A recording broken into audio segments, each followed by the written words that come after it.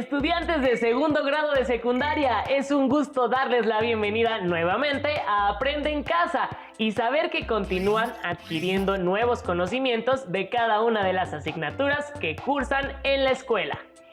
Estas sesiones son una oportunidad para que descubran nuevas estrategias de aprendizaje y pongan en práctica sus habilidades escolares, además de valores como la paciencia y la tolerancia.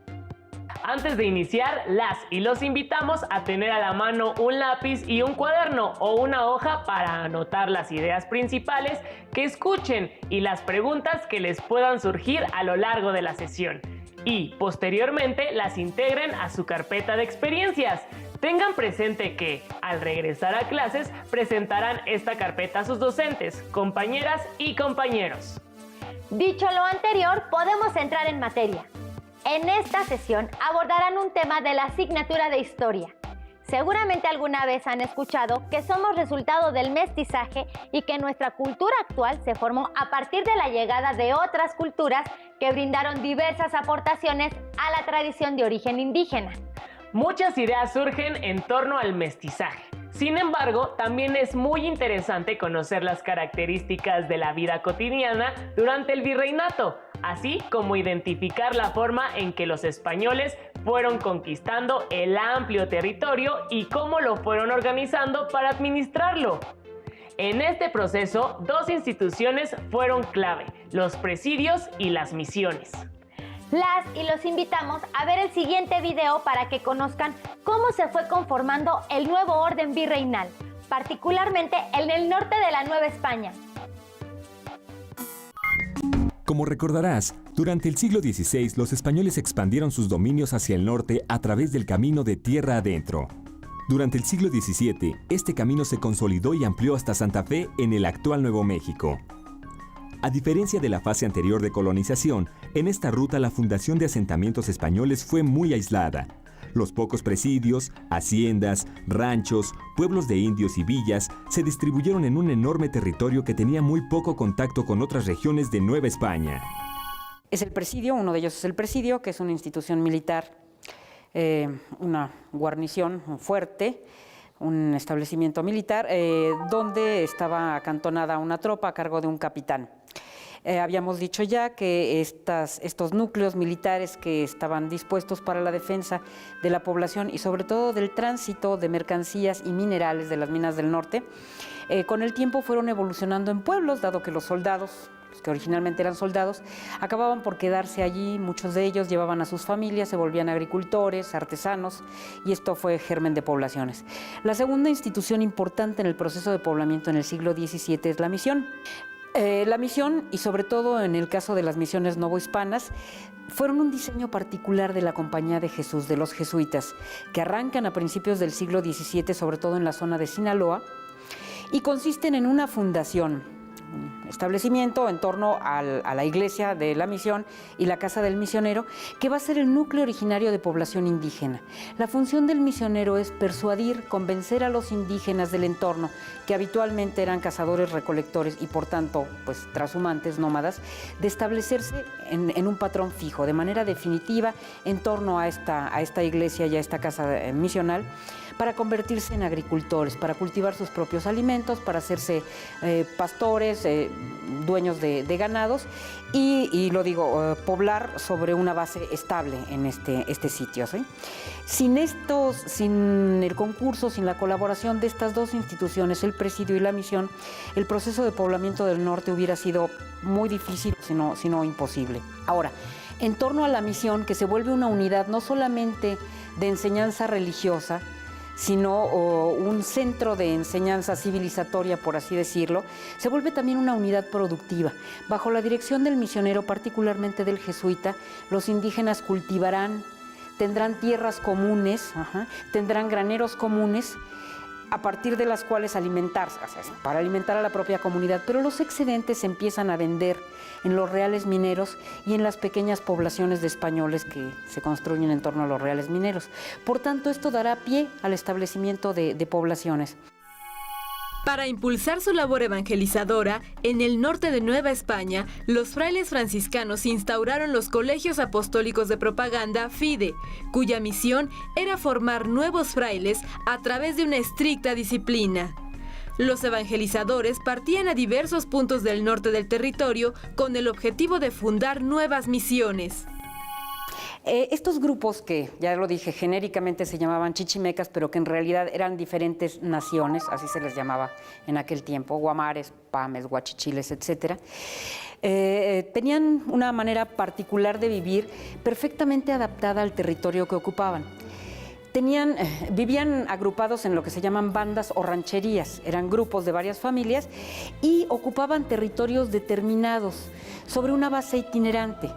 Ocupaban un punto determinado en cierta estación del año. Una vez que los recursos provenientes de la recolección o la caza se agotaban en ese punto, establecían su ruta, seguían en el camino a ocupar otro paraje. Estacionalmente se movían en ciclos estacionales en sus territorios de ocupación. Obviamente esto provocaba fricciones con otras bandas, ¿no? Por estos territorios de subsistencia. Así vivieron durante, pues, si no miles de años, cientos de años, antes del arribo de los españoles.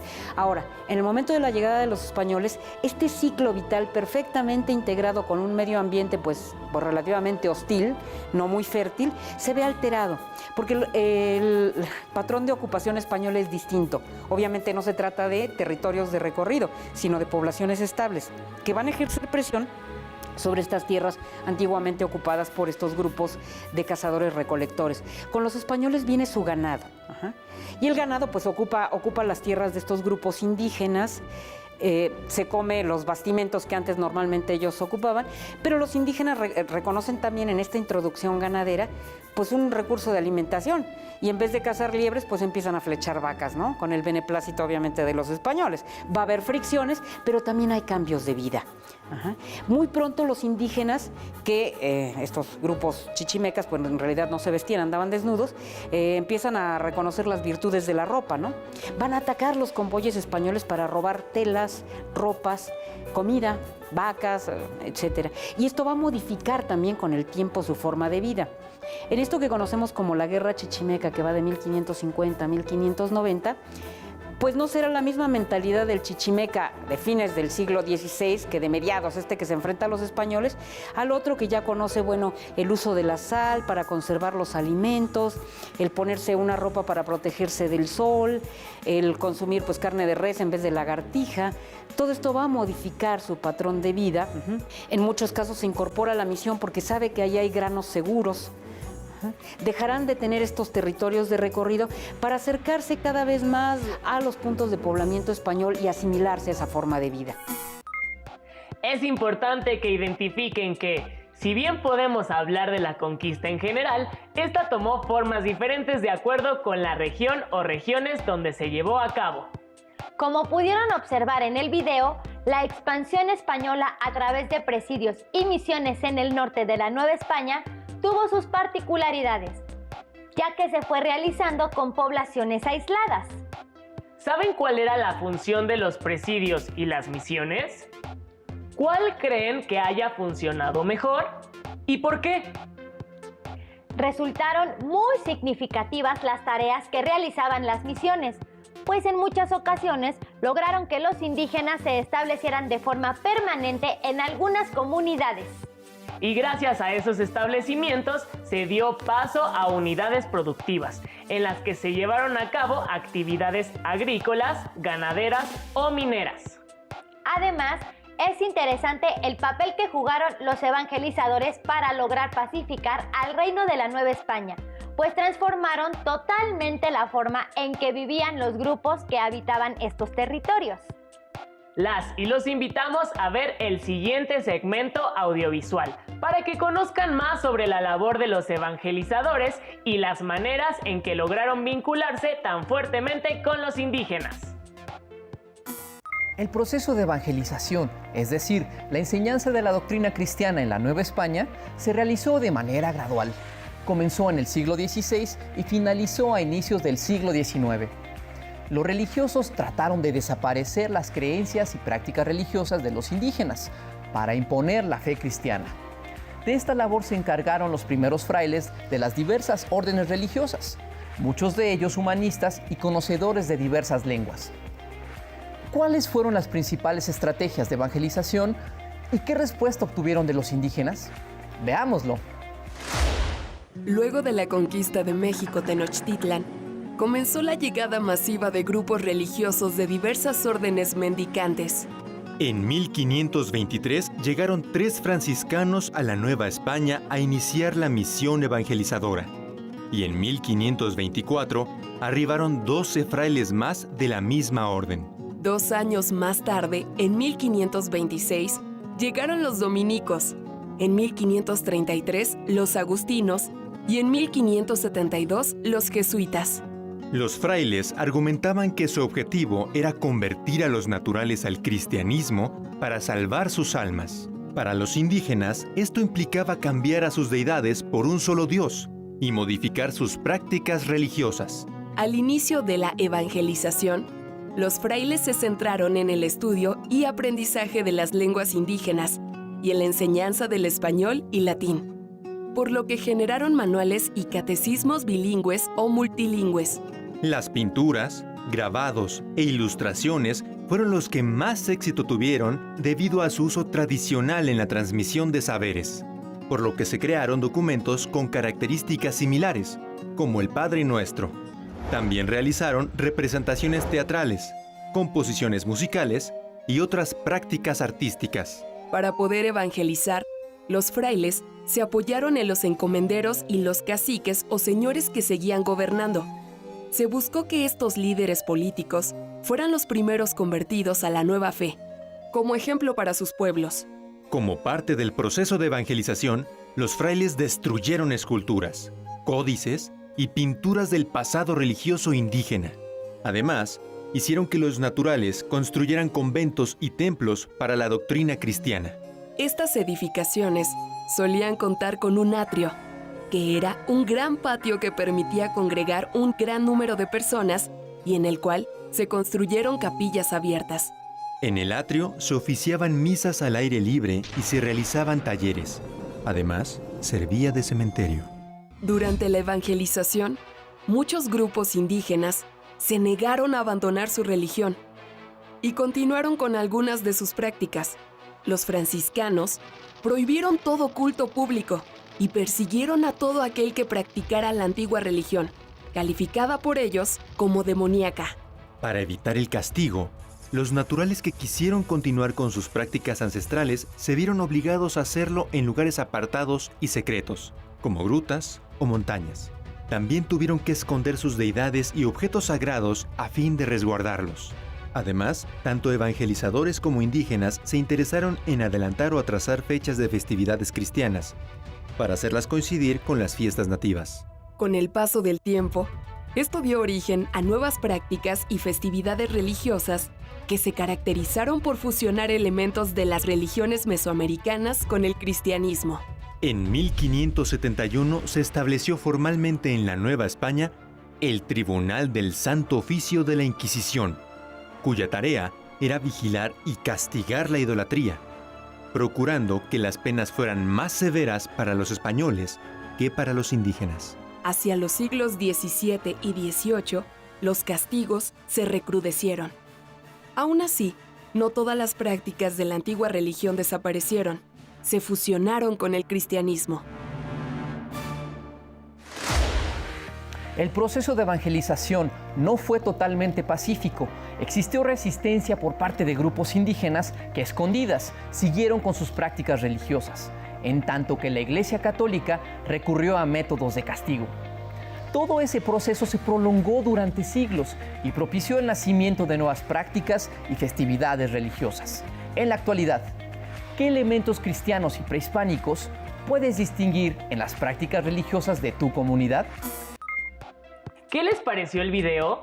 ¿Conocían todos esos datos sobre la presencia de diferentes grupos de evangelizadores? ¿Sabían sobre todas las formas que diseñaron para que los indígenas se convirtieran al cristianismo? Recuerden que un elemento fundamental en la vida en la Nueva España fue la religión católica, Por eso los frailes tuvieron un papel tan importante en el proceso de conquista. Los frailes ayudaron mucho a los conquistadores para poder llegar a zonas muy alejadas y no solo participaron en la conversión de los indígenas pobres, sino que también se encargaron de la educación de los indígenas que pertenecían a la nobleza. Y por supuesto, ayudaron en la educación de los hijos de los españoles. Cabe resaltar que el proceso de evangelización no fue nada sencillo, pues no todos los indígenas aceptaron dejar sus creencias para iniciar nuevas prácticas religiosas y algunos se escondieron para seguir con su religión, arriesgándose a severos castigos. Los evangelizadores contaron con el apoyo de encomenderos y caciques para llevar a cabo esta tarea que lamentablemente en ocasiones fue muy violenta. ¿Cuál consideran que fue el objetivo de la evangelización? Las y los invitamos a señalar los medios que se utilizaron para llevarla a cabo. Acompáñenos a ver el siguiente fragmento audiovisual para que identifiquen cómo se organizó la posesión de la tierra, particularmente a través de las haciendas. La primera de ellas es la que llamamos hacienda y que le dará tono a la historia de México desde el siglo XVII hasta el XIX. La hacienda es, en principio, una propiedad particular de gran extensión y se dedicaba a diversos fines. Hubo las llamadas haciendas de beneficio o haciendas mineras, que eran grandes construcciones con una extensión variable de tierra dedicada a la refinación de minerales, ¿no? Hubo también otros dos tipos de hacienda. La hacienda agrícola, que será la que aprovisione de cereales, de bastimentos, alimentos a los reales mineros. Incluía grandes extensiones territoriales con mano de obra en general indígena, aunque también había mano de obra esclava en ellas, mano de obra de población negra traída del África. Y lo dije, estas estaban dirigidas a proveer a los centros mineros y a las poblaciones que iban surgiendo en el norte de cereales, sobre todo maíz y trigo, del cual los españoles no llegaron a prescindir jamás. Aunque hubo algunas también dedicadas, aunque pocas, en el norte, hacia Coahuila y demás, a la producción de vides, vinos, fueron las menos. Y la última es la hacienda ganadera, o sea, la gran casa con tremendas extensiones en el norte ilimitado, dedicadas a la ganadería de ganado mayor, o sea, el ganado bovino, y ganado menor, reses cabras y ovejas, ¿no? Esa fue la institución de la hacienda, en general en manos de un propietario, cuyos propietarios no residían habitualmente en la gran casa, tenían un cuerpo de administradores y empleados que se hacían cargo de las cuentas, y los trabajadores, que en muchos casos provenían de los pueblos indígenas vecinos, y aportaban mano de obra asalariada. Con el tiempo el sistema se haría cada vez más opresivo, pero el germen de la hacienda se ubica en el siglo XVII. Paralelamente con la hacienda habrá una unidad productiva menor que es el rancho o la ranchería, y que son trabajadores libres, no asalariados, no relacionados con la hacienda, pequeños aparceros que consiguen su propiedad y ellos mismos se hacen cargo del cultivo de sus tierras o de sus propios ganados. Todo esto dará tono y dará color al poblamiento del norte y estas unidades productivas que pervivirán como parte de la característica de la historia del norte novohispano. Muchas de las haciendas del norte de Nueva España fueron importantes centros agrícolas y ganaderos en donde se cultivaba trigo, maíz, garbanzos, chile, entre otros productos.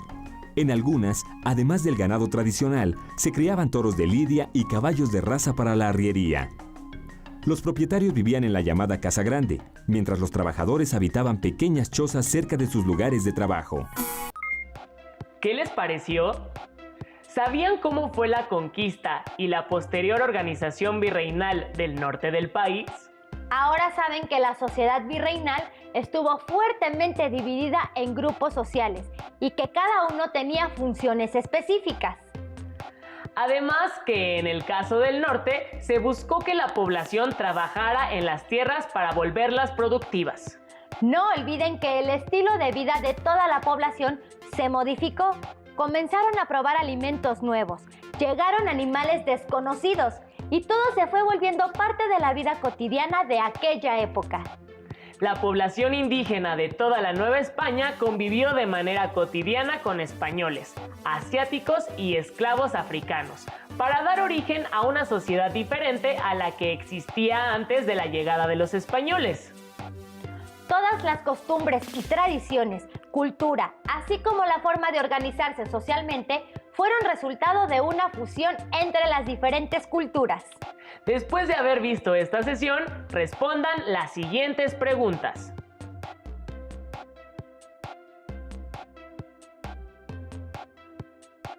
¿Cuál fue la importancia de los presidios y de las misiones en la colonización del norte novohispano?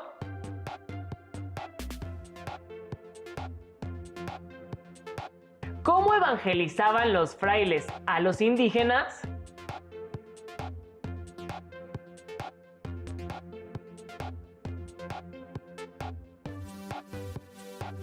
¿Cómo estaban organizadas las haciendas y qué actividades se realizaban en ellas?